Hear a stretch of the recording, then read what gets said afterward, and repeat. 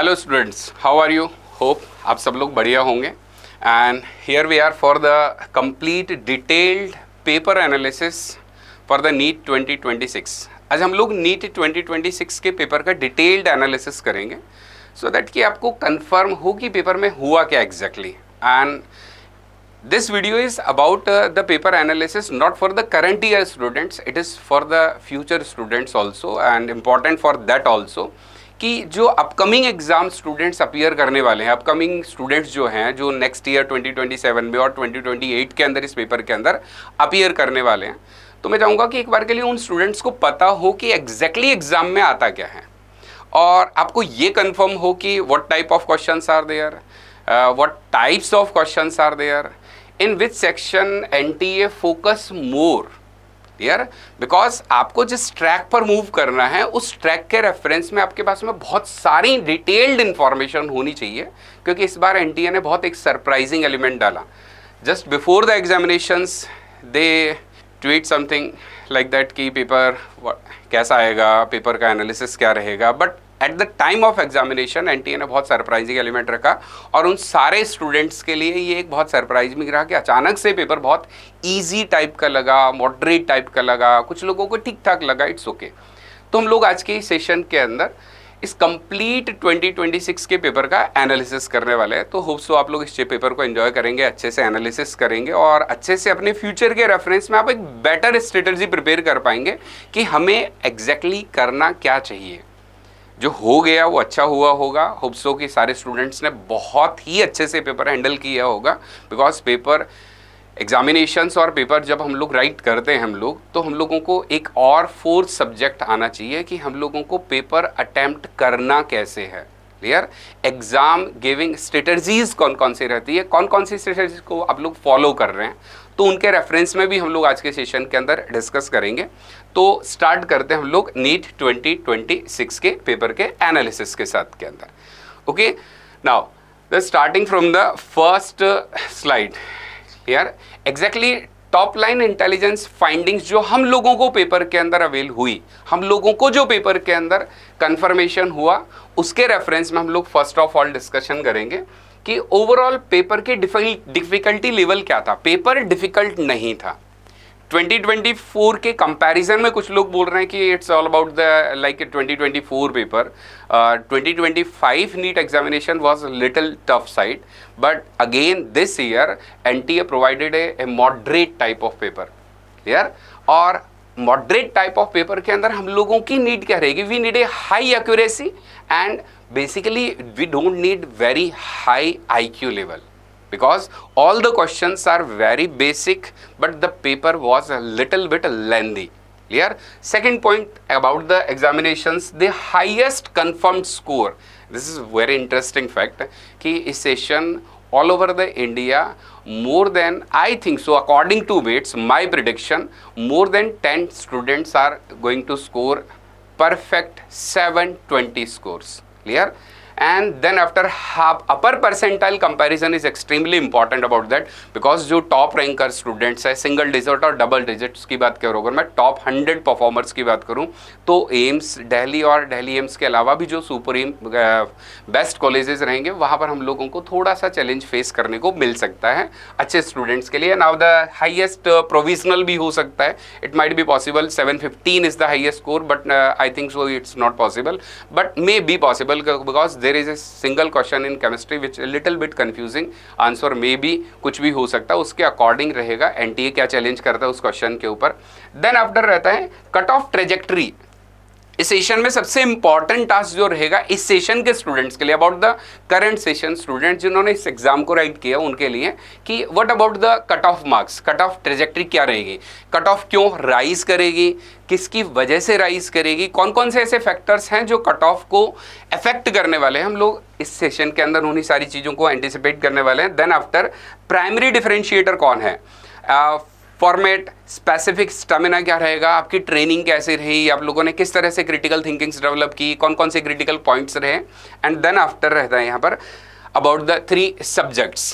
Clear? Biology, think about the biology paper. Biology paper was easy, exactly easy, because biology paper little bit lengthy, statement के questions बहुत सारे question statements थे, near about 28 questions from the bio section directly from the NCERT, but directly statement based. There are multiple statements and you have to select the correct and incorrect statements. That's why a time taking process थी. Bio के paper में सबसे ज़्यादा लगा है time, और जिस students ने बायो के पेपर को पहले अटेंड किया है तो एक पॉसिबिलिटी रही होगी कि केमिस्ट्री के लिए, फिजिक्स के लिए उस स्टूडेंट्स को टाइम नहीं मिल पाया होगा. सेकेंड, केमिस्ट्री अगर आप लोगों ने पहले सॉल्व किया तो chemistry paper was moderate, physics was also a moderate, clear, but balanced paper थे. केमिस्ट्री और फिजिक्स के बहुत ज़्यादा टाइम टेकिंग नहीं थे, बट बायो ने आपका टाइम किल किया है. तो ओवरऑल अगर मैं कहूँ तो इस पेपर के अंदर जो मेरे नज़र के अंदर दो बातें थी वो थी स्पीड एंड एक्यूरेसी. अगर आपकी स्पीड अच्छी थी, आपकी एक्यूरेसी अच्छी थी, तो डेफिनेटली आप लोग बहुत अच्छा करने वाले हैं, एंड उसके लिए मेरी बहुत सारी बेस्ट विशेस है आपके साथ में. Now coming with the next slide, हम लोग ऐसे ही कहें कि ओवरऑल पेपर के जो टाइम सिंकिंग फैक्टर्स थे, questions, what type of questions are there यार, तो आप लोगों ने इस चीज़ को थोड़ा बहुत एनालिसिस किया होगा, but according to be the total 1 out of 180 question single correct वाले multiple choice question, I think say कि जो डायरेक्ट क्वेश्चंस थे, वन लाइनर क्वेश्चंस थे, वो क्वेश्चंस थे near about 67.2% question out of 180, 121 questions direct थे. बट आप एक चीज़ को ऑब्जर्व करें, matrix match questions like column matching question, list A and list B type के क्वेश्चंस, मैचिंग टाइप के क्वेश्चंस, और multiple statement questions on an average more than 31% questions. 29 questions matrix match के थे and 28 questions are the multiple statement based questions. Are due to these two type of questions time impact was very high. Time killing जो main segment था ना, वो bio के अंदर segment था, and that's why it's a very high time impact गया था. और that's why due to these two type of questions near about 28 and 29 questions, 31 point, more than 31% questions, it may be possible कि जो trend है ना last year के comparison में इस बार का जो एग्जाम का ट्रेंड हुआ ना, वो शार्पली एक अपराइट ट्रेंड के अंदर चला है, ए राइजिंग ट्रेंड के अंदर है. सिग्निफिकेंटली जो डिक्लाइनिंग पार्ट रहा ना, वो रहा स्टेटमेंट 1 और 2 का. मॉडरेट टाइप के क्वेश्चन, 1 और 2 क्वेश्चंस डायरेक्ट स्टेटमेंट थे. Statement 1 is correct, statement 2 is also correct, statement 1 incorrect, और ऐसे type of questions. It may be possible कि दोनों ही स्टेटमेंट गलत हो. ऐसे जो क्वेश्चंस थे वो बहुत कम थे. बट एक सबसे अच्छा सरप्राइजिंग एलिमेंट बच्चों के लिए अच्छा भी था, और हो सकता है माइट बी पॉसिबल थोड़ा बुरा भी रहा हो, कि असर्शन रीजन के क्वेश्चंस इस बार एग्जाम में नहीं थे. अब उसका इम्पैक्ट कहाँ पर आएगा? अगर असर्शन रीजन के क्वेश्चंस होते तो माइट बी पॉसिबल थोड़ी आपकी कट ऑफ जो है ना वो कम जाती. बट असर्शन रीजन के क्वेश्चंस की कंट्रोवर्सी टोटली खत्म हो गई, हमेशा के लिए इम्पैक्ट कंप्लीटली उसकी तरफ से क्या हो गया, कंप्लीटली हट गया था. एंड दैट्स वाई हम लोग क्या बोलेंगे कि इसकी वजह से इस अगर सेगमेंट को हम लोग एलिमिनेट कर देते हैं तो कट ऑफ पर इम्पैक्ट क्या रहेगा? कट ऑफ इसकी वजह से थोड़ा सा और राइज होने वाली है, क्योंकि अगर एआर के क्वेश्चन होते तो डेफिनेटली कुछ ना कुछ जो एवरेज और अबो एवरेज स्टूडेंट्स है, मॉडरेट टाइप ऑफ स्टूडेंट्स है, उनके लिए कट ऑफ थोड़ा कम जाती. बट क्योंकि एआर के क्वेश्चंस नहीं थे तो उसका इम्पैक्ट रहेगा.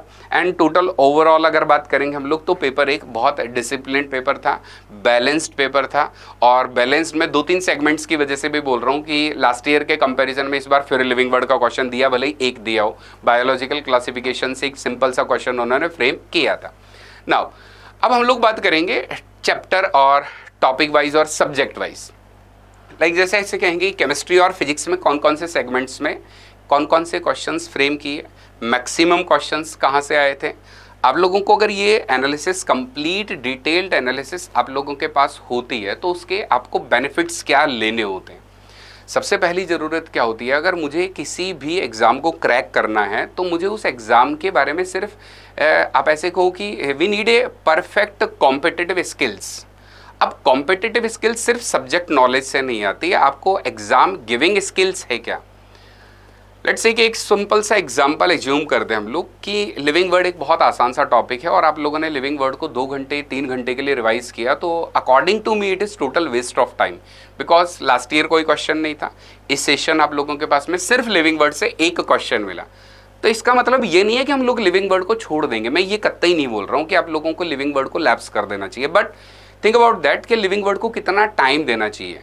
अब ये सारा जो सिनेरियो एक्सप्लेन कर रहे हैं ना, ये आपको यही चीज एक्सप्लेन करेगा कि आपको किस चैप्टर को कितना टाइम पीरियड देना चाहिए, उसकी वेटेज क्या रहेगी। लेट्स से जैसे हम लोग बात करें केमिस्ट्री के अंदर, केमिस्ट्री में some basic concepts of chemistry, only 2 questions are from the basic concept of chemistry, one was easy and one was moderate. Structure of atom, only 3 questions. Periodic table और periodic classification से 2 questions थे। Chemical bonding comparatively थोड़ा ठीक topic होता है, वहाँ से 3 questions थे। Thermodynamics से, equilibrium से average 2 or 3 questions from each topic. And general organic chemistry takes about 4 questions.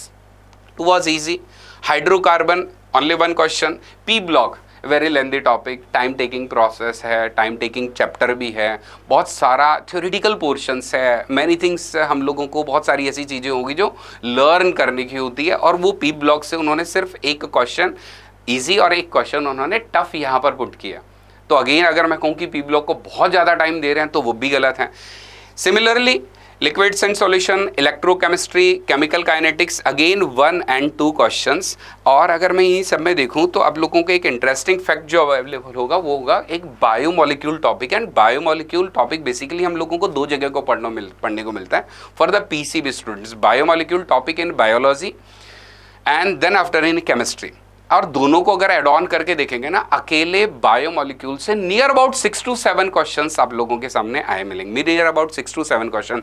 1 questions in the chemistry section and nitrogen compound again 2 or 3 questions आए थे यहाँ से। तो आप इन पूरे के पूरे सेगमेंट्स को प्रॉपर एनालिसिस करेंगे।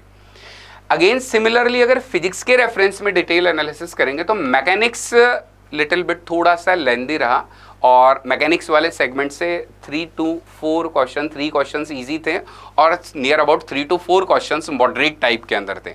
और मैकेनिक्स काफ़ी इंपॉर्टेंट सेगमेंट होता है, बच्चों को मैकेनिक्स की प्रॉब्लम्स को सॉल्व करने में काफ़ी सारी फाइट मारनी पड़ती है, तो हम लोगों को देखना चाहिए कि एक इंपॉर्टेंट सेगमेंट है। सेकेंड इधर देखो थर्मोडायनेमिक्स, थर्मोडायनेमिक्स में से नियर अबाउट 8 to 9 क्वेश्चंस थे।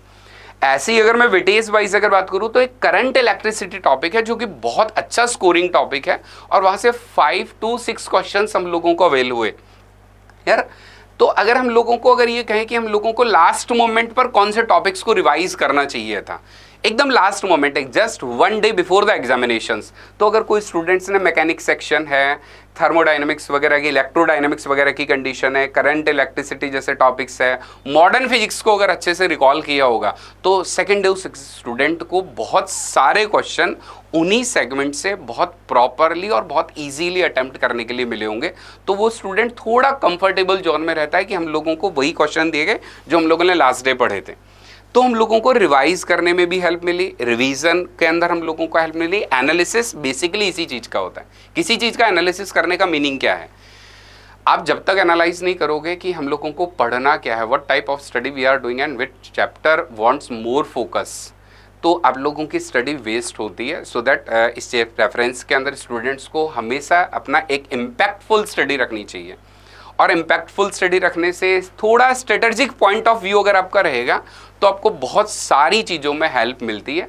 सिमिलरली अगर फिजिक्स और केमिस्ट्री के रेफरेंस में कुछ और एनालिसिस करें, the type of question, subject wise analysis about the type of questions, तो एक चीज़ ऑब्जर्व करना आप लोग सारे स्टूडेंट्स कि इन फिजिक्स सेक्शन ग्राफ्स से 5% क्वेश्चंस ग्राफ्स से थे, एंड सिमिलरली सर्किट के जो मैं बोल रहा था अभी आप लोगों को, इलेक्ट्रिक सर्किट वगैरह से जो क्वेश्चंस थे वो 11% क्वेश्चंस थे।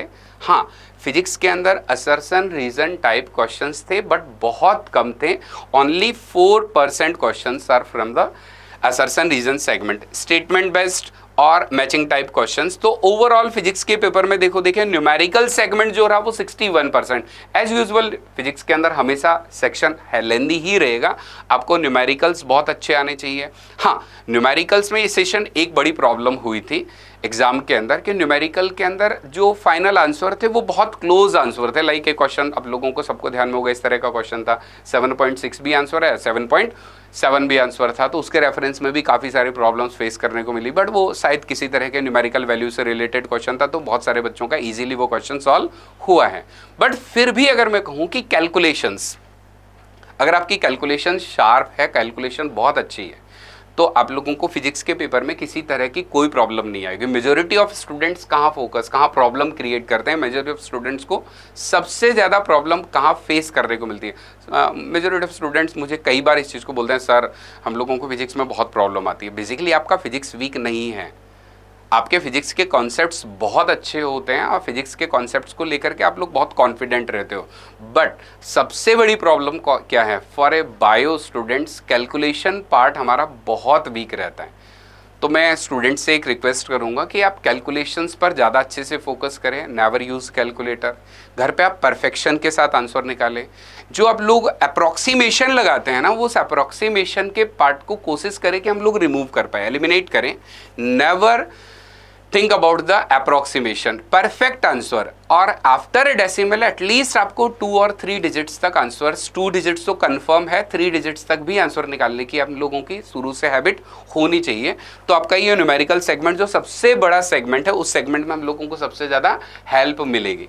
सिमिलरली अगर केमिस्ट्री के अंदर रेफरेंस में बात करें तो केमिस्ट्री सेगमेंट के अंदर ऑर्गेनिक, इनऑर्गेनिक, प्रैक्टिकल और जो फिजिकल केमिस्ट्री के सेगमेंट्स थे ना, तो एक थोड़ा थोड़ा इक्वल डिस्ट्रीब्यूशन था।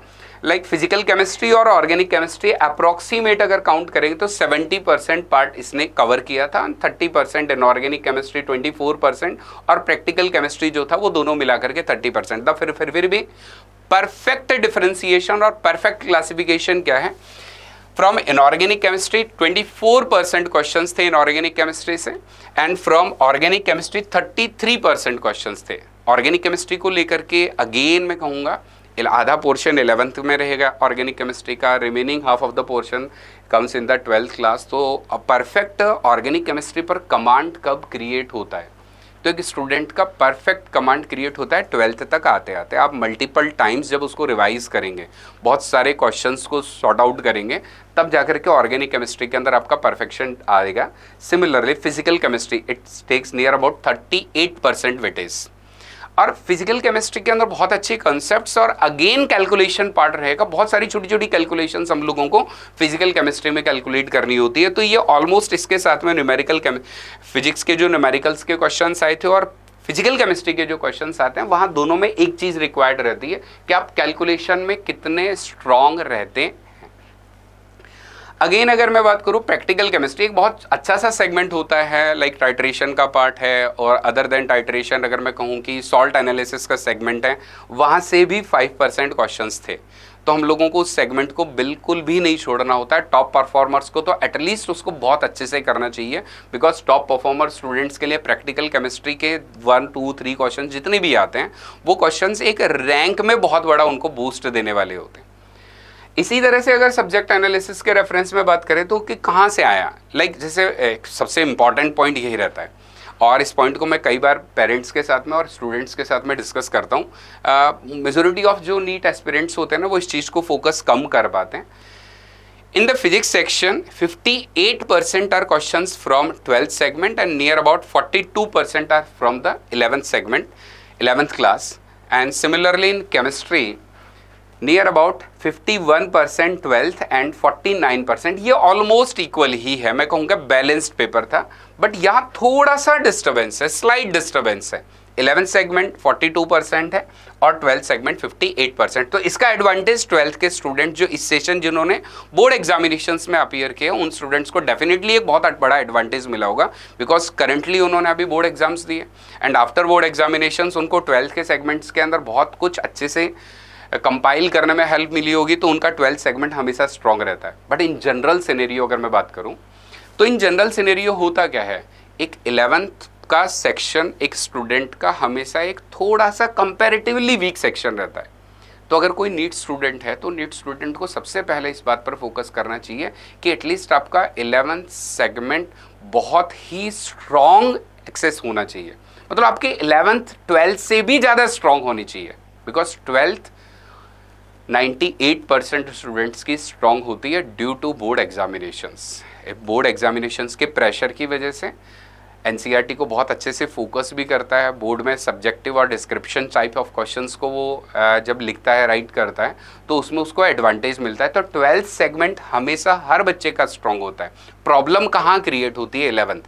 तो जो स्टूडेंट अभी 11th में हैं, मेरा उन सब लोगों को एक रिक्वेस्ट है कि वो अपने 11th के सेगमेंट को बहुत अच्छे से स्ट्रॉन्ग करें। 11th को वीक नहीं रखना है आप लोगों को। You have to focus more on 11th instead of 12th में तो आप करेंगे ही करेंगे, मैं मना भी करूंगा तब भी आप लोग इस पॉइंट पर फोकस करेंगे, because due to board examinations parents and teachers बाकी सारे के सारे लोग लगे रहते हैं कि नहीं आपको you have to perform well in the board examinations. तो 12th सबका अच्छा होता है, 11th पर फोकस बढ़ाने की जरूरत होती है, because after the 10th board examination when a student come in the class 11th तो लिटिल बिट थोड़ा सा वो इट्स ओके कर लेंगे ना, अभी टाइम है, we have enough time, it's only 11th class. No, it's not about the only 11th class, it's about your future. So focus more on 11th class, because अब देखिए ऑलमोस्ट इक्वल वेटेज रहेगा 11th और 12th के section के अंदर। Again subject wise chemistry का ये segment था आप लोगों का। अब हम लोग डिस्कशन करेंगे अबाउट द बायो सेक्शंस। और बायो सेक्शंस के अंदर देखिए आप लोग जूलॉजी सेगमेंट के अंदर एनिमल किंगडम, फ्रॉग, बायोमोलिक्यूल्स, जो भी मैं आप लोगों को थोड़ी देर पहले बोल रहा था कि बायोमोलिक्यूल्स से क्वेश्चंस केमिस्ट्री के अंदर भी आ रहे हैं, और बायोमोलिक्यूल्स वाला सेगमेंट आपके जूलॉजी में भी एक चैप्टर है, और यहाँ से 5 क्वेश्चंस हम लोगों को मिले। तो 5 + 1 नियर अबाउट 6 क्वेश्चंस, और बहुत आसान सा टॉपिक है। Carbohydrate, fat, protein, nucleic acid, enzymes वगैरह वाले सेगमेंट से अच्छे खासे क्वेश्चंस प्रिपेयर हुए हैं। Circulatory system, excretory, movement, neural, endocrine, और ये सारा का सारा पार्ट है ह्यूमन फिजियोलॉजी का। In human physiology total number of questions जो है वो देख लिए 2 + 2 4, 4 + 3 7, 8 and 9 and near about 10 questions from the physiology segment. और अगर फिजियोलॉजी सेगमेंट से 10 क्वेश्चंस हैं, it means physiology human physiology बहुत इंपॉर्टेंट सेगमेंट है, जो आप लोगों को बहुत अच्छा खासा एक एडवांटेज देगा। Again evolution as compare to previous year examinations, अगर मैं बात करूं तो एवोल्यूशन से कंपैरेटिवली क्वेश्चंस थोड़े से कम हैं। We have 3 questions, but on an average सारे क्वेश्चंस इजी और मॉडरेट सेगमेंट में थे। Microbes in human welfare, and the most surprising element in this year is biotechnology. Biotechnology से काफ़ी अच्छा वेटेज रहा है। बायोटेक्नोलॉजी के 2 चैप्टर थे आपके, प्रिंसिपल एंड प्रोसीजर वाला और एक एप्लीकेशंस वाले सेगमेंट्स में से, दोनों में से नियर अबाउट 4 to 5 क्वेश्चंस और 6 क्वेश्चंस का वेटेज रहा। तो बायोमोलिक्यूल से, बायोटेक्नोलॉजी से जो आपको क्वेश्चंस मिले वो कितने मिले? 11 questions, 11 questions from the biotechnology. तो एक अच्छा खासा ऑन एन एवरेज सारे के सारे चैप्टर को एनसीईआरटी को, एनटीए ने सारे चैप्टर्स को कंपाइल किया। ऐसा नहीं है कि किसी भी चैप्टर से कोई क्वेश्चंस नहीं आए हो, 1 or 2 questions from all the chapters. Similarly इधर देखिए living word 1 questions, biological classification 1 question, plant kingdom again 1 question, morphology near about 4 questions. और मॉर्फोलॉजी के रेफरेंस में एक छोटा सा पॉइंट है मेरा डिस्कशन का, हमेशा ही रहता है, मैं क्लास में भी बोलता हूँ। मॉर्फोलॉजी एक बहुत बड़ा टॉपिक है बच्चों, और अगर मॉर्फोलॉजी एक इतना बड़ा टॉपिक है तो आपको कहाँ तक पढ़ना है, क्योंकि इस टॉपिक की कोई लिमिट्स नहीं रहती। वैसे बायो के, साइंस के किसी भी टॉपिक की नहीं लिमिट रहती है, बट मॉर्फोलॉजी में फ्रीक्वेंट चेंजेस बहुत आए हैं, और कई बार बहुत सारे जस्ट बिफोर द एग्जामिनेशंस बहुत सारे र्यूमर्स भी रहते हैं मार्केट के अंदर कि नई फैमिलीज़ में से क्वेश्चंस आएंगे, प्रैक्टिकल जो बुक है वहाँ से क्वेश्चंस आएंगे। बहुत सारे लोग कुकरबेटेसी भी पढ़ा रहे हैं, एस्टरेसी भी पढ़ा रहे हैं, पोएसी से भी क्वेश्चन चल रहे हैं, मालवेसी से भी क्वेश्चन चल रहे हैं। बट आप लोगों ने इस सेशन अगर ऑब्जर्व किया हो तो एनटीए ने फैमिली से रिलेटेड एक क्वेश्चन पूछा फ्रॉम द फ्लोरल फार्मूला, और वो भी किसका? सोलेनेसी का। और अगर आपको थोड़ा सा ध्यान हो, जस्ट लेट इसको रिमाइंड करिए आप लोग, in the current NCERT NTA ने और एनसीईआरटी ने जब सिलेबस अपडेट किया तो रिमेनिंग सारी फैमिलीज को हटा करके सिर्फ एक सोलेनेसी फैमिली को प्रायोरिटी दी, और वहीं से उन्होंने एक वो क्वेश्चन प्रिपेयर किया था। रिमेनिंग क्वेश्चंस कहाँ से थे? इन्फ्लोरेसेंस से रिलेटेड क्वेश्चंस थे, क्लियर। देन आफ्टर प्लेसेंटेशन का एक क्वेश्चन आया था, axile placentation, basal placentation, parietal placentation से। एनाटॉमी एक काफ़ी सारा अच्छा टॉपिक था जिसको काफ़ी हद तक एनटीए ने, एनसीईआरटी ने रिमूव कर दिया, बट अगेन फिर भी एनटीए ने इससे रिलेटेड 2 क्वेश्चंस प्रिपेयर किए। सेल और cell division total accounts for 5 questions. Total number of questions जो आए सेल से वो 5 क्वेश्चंस थे।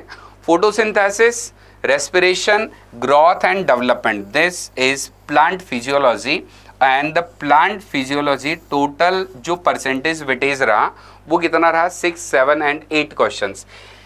Animal physiology 10 questions और near about 8 questions from the plant physiology. इसका मतलब near about 18 questions from the physiology segment, एक अच्छा खासा वेटेज है फिजियोलॉजी का। देन आफ्टर 12 सेगमेंट से बात करें, sexual reproduction in flowering plants 3 questions, principle of inheritance and variation genetics part 1 and the molecular basis of inheritance genetics part 2। Total number of questions जो थे ना, इन दोनों सेगमेंट्स ने अच्छे खासे क्वेश्चंस को कवर किया है।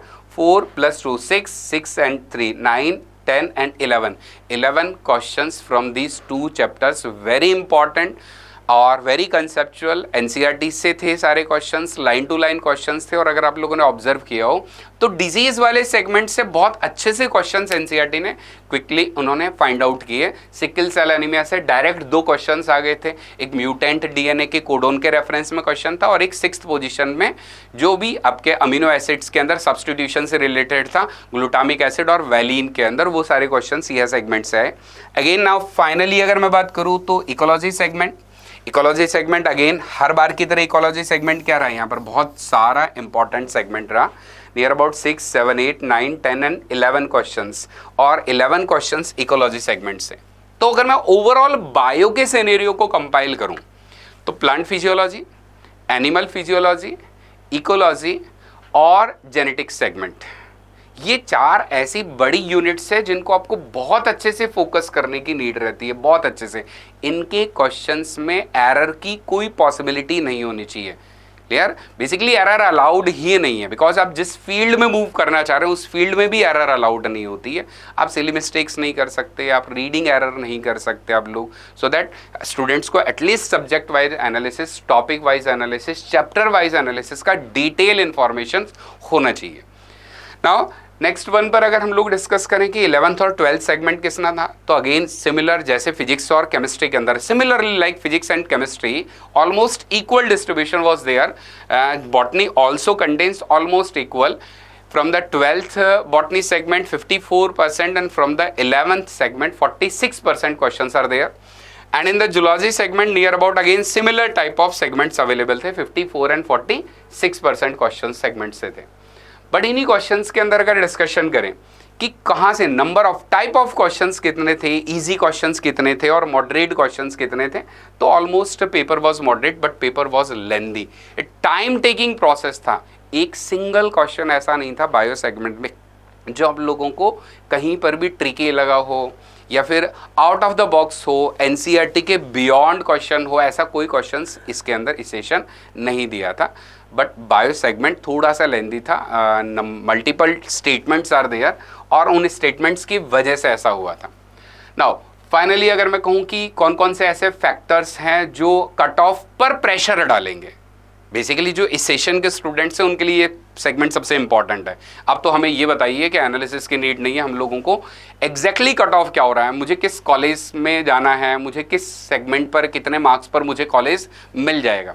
बट बच्चों एक बात समझो, कट ऑफ के बारे में डेटा, बहुत सारे डेटा एनालिसिस के बाद में कट ऑफ हम लोग आइडिया प्रिडिक्ट कर पाते हैं। और कट ऑफ के लिए बहुत सारे जो डेटा हम लोगों ने जो एवेलुएट किए हैं, पहले मैं उन पॉइंट्स के ऊपर बात करूंगा।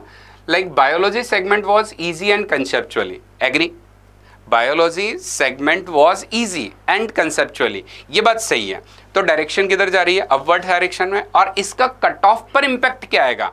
अगर बायोलॉजी सेगमेंट इजी है और कंसेप्चुअल है तो इस पर कट ऑफ पर इंपैक्ट रहेगा कि cut off due to this factor high करेगी, राइज करेगी। बायो सेगमेंट इजी था। अगेन बायोलॉजी फॉर्मेट जो था वो लेंदी फॉर्मेट था और लेंदी फॉर्मेट होने से बहुत बड़ा इंपैक्ट तो आता है मॉडरेट स्टूडेंट्स के ऊपर और एवरेज स्टूडेंट्स के ऊपर, बट कट ऑफ पर भी इंपैक्ट कैसा रहेगा? Moderate type. No assertion reason in any subject, किसी भी सब्जेक्ट के अंदर इंस्टीड फिजिक्स के अंदर 1 या 2 असर्शन रीजन थे, बट इसकी वजह से भी क्योंकि ये क्वेश्चंस नहीं आए हैं तो स्टूडेंट्स के एरर की पॉसिबिलिटी क्या हुई है? कम। And that's why again cut off is going to rise due to this factor, due to lack of assertion reason questions. एक और सेगमेंट जो रहेगा यहाँ पर, परफेक्ट 720 आउट ऑफ 720 का जो आप लोगों का स्कोर कंफर्मेशन है। अगर एक भी स्टूडेंट 720 आउट ऑफ 720 को प्रिडिक्ट करता है तो ये मान के चलिए कि out of 22 lakh students approx NEET 2026 के अंदर अप्रॉक्सीमेट 22 लाख बच्चा अपीयर हो रहा है, नियर अबाउट 22 लाख के आसपास students, more than 22 lakh students registered for the NEET 2026 examinations. But कितने स्टूडेंट प्रेजेंट रहे ये हम लोगों को बाद में कंफर्म होगा। बट अब देखो ना कि out of these 22 lakh students अगर मोर देन 40-30 स्टूडेंट्स भी ऐसे हुए जिन्होंने 720 का स्कोर कंफर्म किया, नियर अबाउट 10-15 स्टूडेंट्स हो सकते हैं, एक पॉसिबिलिटी बन रही है। तो it's a very critical issue for the AIIMS Delhi. And physics के अंदर किसी तरह का कोई भी एक्सट्रीम कंसेप्चुअल ट्रैप नहीं था। ये बच्चों के लिए अच्छा पॉइंट भी था कि इस बार फिजिक्स के अंदर आप लोगों को किसी तरह से कंसेप्चुअली ट्रैप नहीं किया। एनटीए ने डायरेक्ट फॉर्मूला बेस्ड क्वेश्चंस दिए, आप वैल्यू पुट करिए, आंसर आएगा आप लोगों का। लास्ट ईयर के एग्जाम के रेफरेंस में अगर इस सेशन के फिजिक्स को पेपर को ऑब्जर्व करेंगे ना, कंपेयर करें 25 और 26, तो फिजिक्स का पेपर काफ़ी इजी था, more easy than the previous examination. And that's why cut off जो होगी वो कट ऑफ क्रिटिकली क्या करेगी, यहाँ पर हायर की तरफ मूव करना स्टार्ट करेगी। केमिस्ट्री बैलेंस्ड पेपर था, केमिस्ट्री के पेपर में किसी तरह की कोई भी बहुत ज़्यादा आप लोगों को इररेलेवेंट इन्फॉर्मेशंस और out of the box questions इस तरह के कोई डिस्कस नहीं किए थे। और ओवरऑल जो सबसे बड़ा टाइम ड्रेन किया आप लोगों का, सबसे ज़्यादा टाइम किसने किल किया पूरे सेगमेंट के अंदर, पूरे पेपर के अंदर, आउट ऑफ 180 क्वेश्चन सबसे ज़्यादा टाइम ड्रेन करने वाला जो सेगमेंट था ना, वो था मैच द मैट्रिक्स और column matching type of questions, matching type of questions. List 1 list 2 was given, ऐसे near about more than 25 questions थे। And due to these questions time बहुत लगा है और इसका भी इम्पैक्ट रहेगा। तो अगर ओवरऑल में इन सारे सेगमेंट्स को अगर फॉलो करता हूँ तो ये तो कन्फर्म है कि कट ऑफ इंक्रीज होने वाली है। क्लियर? अब बात आती है कि कितना इंक्रीज होने वाली है, कट ऑफ के अंदर कितना इम्पैक्ट आएगा। जैसे अगर मैं ऑल इंडिया लेवल पर लास्ट ईयर की अगर बात करूं 2025 के पेपर की और 2025 थर्ड राउंड ऑफ काउंसलिंग, तो नियर अबाउट 535 के आसपास का जो स्टूडेंट था उसको एक government medical college easily available हो गया था। बट इस सेशन कट ऑफ जो रहेगी वो 530 तो नहीं रहेगी, डेफिनेटली 530 से हाई राइज करेगी। बट कितना? It's about like NEET 2024 examinations की 640 टच कर जाएगी, 630 टच कर जाएगी, बिल्कुल नहीं होगा ऐसा। उसके मेरे पास 5 to 6 डिफरेंट रीजंस है जो मैं अभी थोड़ी देर बाद एनालिसिस करेंगे कि कट ऑफ इंक्रीज करेगी बट 24 के अकॉर्डिंग कट ऑफ नहीं जाएगी। उसके फैक्टर्स पर हम लोग डिस्कशन करेंगे। एंड बट उससे पहले हम लोगों को कंपेयर करना पड़ेगा 23, 24 और 25, नीट 2024, 2023, 2025 के बीच में। अब कंपैरिजन करिए। In NEET 2023 near about 20.38 lakh students appear. 2024 के अंदर ये डेटा बहुत इंक्रीज हुआ था और शार्पली इंक्रीज होकर के ही हो गया था, near about 23 lakh students. And in NEET 2025 the total registered candidate was 22.7। Clear? And इस सेशन भी अप्रॉक्सीमेट सिमिलर डेटा ही रहे थे 2026 के अंदर। अब बात आती है स्कोर के ऊपर। In NEET 2023 examinations all India rank top 100 तक के स्टूडेंट्स को जो स्कोर था ना वो था 705, बट इन द 2024 715 एंड 720 वाले बहुत सारे स्टूडेंट्स थे। क्लियर?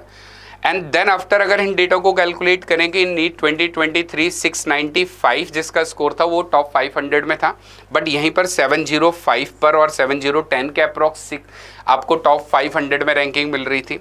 701 ये क्रिटिकली डेंजर्ड कंडीशन थी 2024 के सिचुएशंस में। देखिए एक बार के लिए, इन 2024 the student who score 701 mark got approximate rank 1000 और more than 1000। But in the 2023 जिस स्टूडेंट का 685 पर मार्क्स था ना उसको भी टॉप 1000 में रैंकिंग मिल रहा था।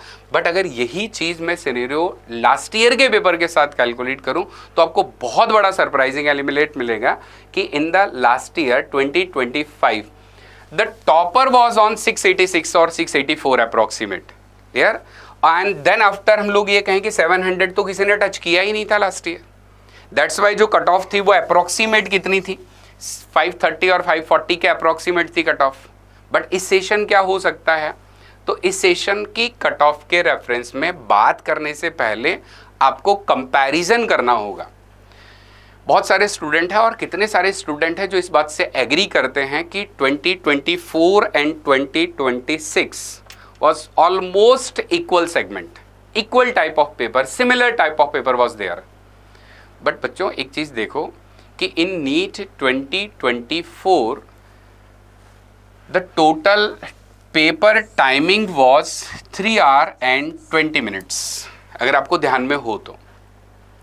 बिकॉज उस सेक्शंस थे, सेक्शन ए था और सेक्शन बी था, और according to me this was a very important and serious issue कि 2024 में एक टॉप परफॉर्मर स्टूडेंट्स को एक तो 20 मिनट्स एक्स्ट्रा मिल रहे हैं।